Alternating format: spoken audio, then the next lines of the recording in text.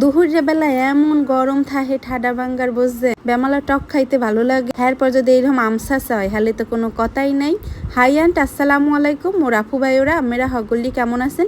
আশা করি ভালো আছেন, মুইও ভালো আছি। আমসাসা বানানোর ফানে এখানে মুই বড় দিকে দুগা আমলই লইছি, আমেরা ছেলে কমাইয়ে বাড়াই লইতে পারেন।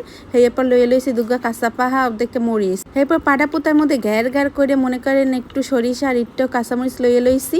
সরিষা খালি বাটলে মনে করেন তিতা লাগে, হেলুগে কাঁচামরিচ লইয়ে বাটতে হইবে। এরপর ফেরফেরাইয়া বাড়তে এক পাশে রাখিয়ে দিছি। পরিষ্কার দেখে পলিথিন লইয়ে লইছে, এর মধ্যে আমদুগারে ঢুকাইয়ে দিচ্ছে আস্তে করে বুঝছেন। হেয়ার লগে দিয়ে দিছে কাঁচামরিচ, এর মধ্যে দিয়ে দিতে হবে শুকনা মরিচের গুঁড়া, স্বাদ মতো নুনও দিতে হইবে।